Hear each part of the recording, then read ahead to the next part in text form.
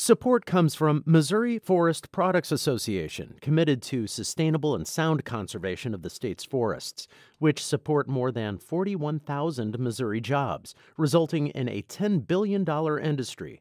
ChooseWood.com. From the St. Louis Public Radio Newsroom, this is The Gateway. It's Monday, January 6th. I'm Wayne Pratt. Ahead, Black business owners face an uphill battle trying to secure bank loans for their businesses. That leaves many frustrated. And the problem is they're not merely being told no. They're being told no without really a way of understanding how that can be turned into a yes. Some local nonprofits are working to change that. We'll have that story from St. Louis Public Radio's Marissa Ann Lewis-Thompson in just a bit. First, the headlines. Farmers in Missouri and Illinois are more pessimistic about the new year compared to this point 12 months ago. St. Louis Public Radio's Jonathan Ahl reports many are coming off a tough 2019. The Missouri Farm Bureau reports its annual survey of members shows twice as many farmers are pessimistic going into this year compared to last year. A survey at Purdue University showed similar results. Jim Minter of Purdue School of Agriculture says farmers are not expecting a complete resolution to the trade war with China, but they do expect government payments to continue. We've asked producers whether or not they think it's likely that they would receive a payment, and so about 60% of the farmers expect to see a payment on the 2020 crop in the absence of a trade agreement, I guess. Both Purdue and the Missouri Farm Bureau surveys also show a growing number of farmers plan to retire in the next 5 years without a plan to pass the farm on to their children. In Rolla, I'm Jonathan Ahl, St. Louis Public Radio. Illinois' new cannabis law lays out a timeline for how the state will allow the marijuana industry to grow over the next several years. Illinois will license more than 180 new dispensaries and 40 new small-scale growing operations by the end of 2021. Toy Hutchinson is an advisor to Governor J.B. Pritzker on cannabis control and says lawmakers intentionally capped the number of businesses to allow more participation from minority communities. That is probably the one thing that didn't happen anywhere else, is that licenses were let and then people operated free and unfettered. And what we're doing is trying to take this time to turn an industry around so that it actually looks like the state that we all call home. Around 30 cannabis dispensaries throughout Illinois are now selling to recreational customers, and several more are expected to come online in the next few months. Up to 8 Illinois community colleges will be allowed to offer cannabis courses to students starting this fall. The Maryland Heights Tax Increment Financing Commission has rejected the city's plan to redevelop a low-lying area near the Missouri River.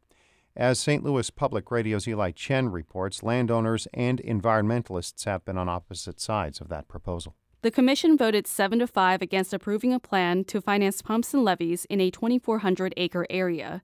Jim Carver is the city's economic development manager. He says landowners will have a harder time building pumps to drain the frequently flooded area. It's disheartening for the city. It's disheartening for the landowners in the bottoms. But Great Rivers Habitat Alliance Director David Stokes says redeveloping the area would worsen flooding in the St. Louis region. We just had a major flood, and for people to respond to that and say, hey, maybe a giant floodplain development is not such a good idea now, it's wonderful. The city council could still approve a version of the plan that would allow TIF funds to be used to build up levees, but not construct pumps. I'm Eli Chen, St. Louis Public Radio. Ameren has completed a major project in Missouri. The utility says the nearly $270 million Mark Twain power transmission line is now operating in the northeast part of the state, and Ameren says this project will allow other wind power initiatives, and that should lower energy costs. Black business owners are far more likely to be denied loans than white business owners in the U.S.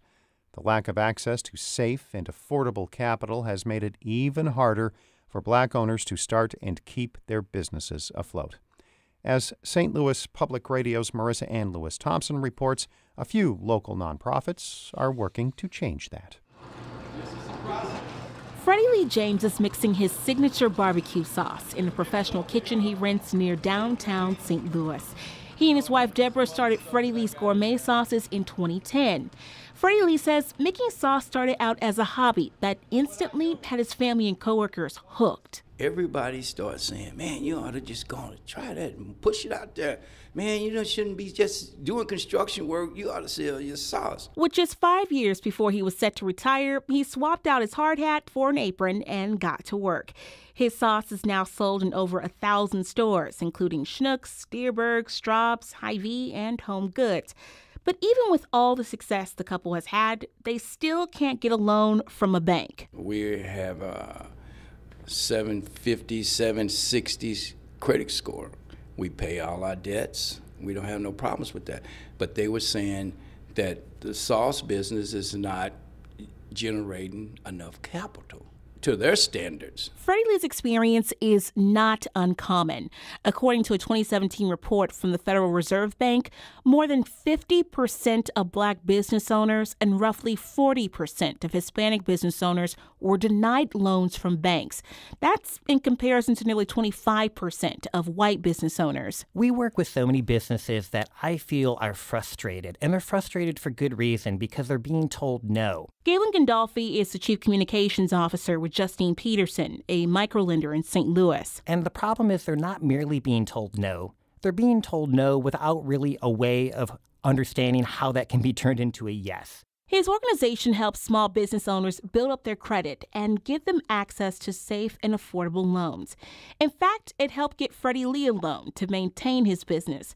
Justine Peterson takes the time to teach financial skills. That's not something traditional banks do.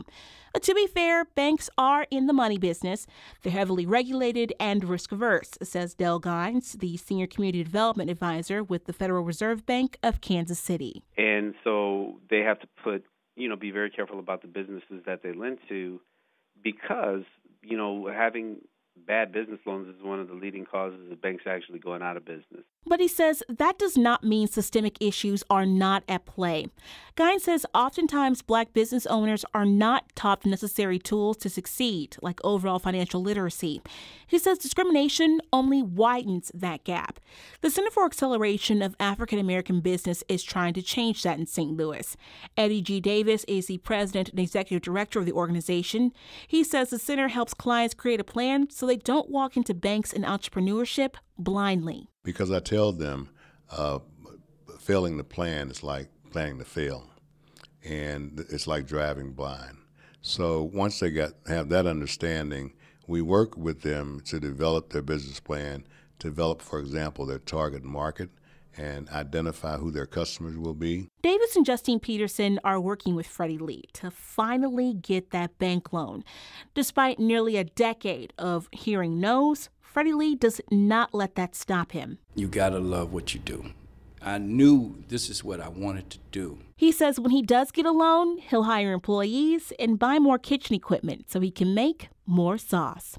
I'm Marissa Ann Lewis Thompson, St. Louis Public Radio. Our Maria Altman edited that report. Shula Newman is the executive editor of St. Louis Public Radio. Music by Ryan McNeely of Adult Fur. I'm Wayne Pratt. From the St. Louis Public Radio Newsroom, this has been The Gateway.